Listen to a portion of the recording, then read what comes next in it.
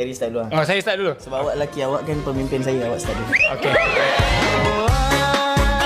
Nanti jatuh cinta, cinta kepada Azan. Azan. Ya, saya. Dalam banyak-banyak superhero lah. Kita ada Superman, Spiderman, Batman. Hero apa paling kau suka? Awang Kenet. Awang Kenet ah.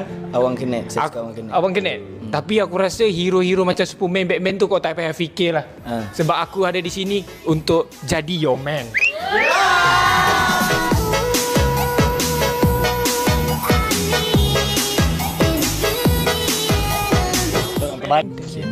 Nama awak apa?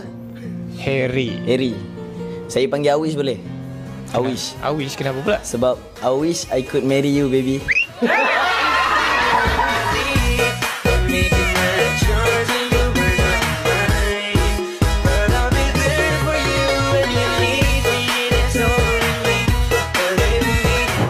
Saya tak berapa pandai lah bahasa Inggeris. Kenapa? Tapi yang saya tahu, I will be with you forever.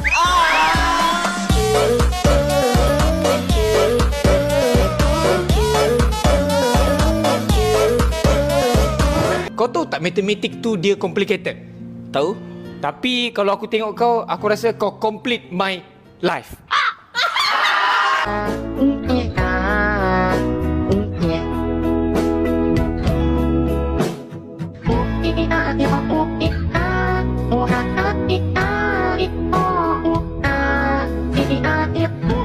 Apa beza kita semua ni dengan bunga ros?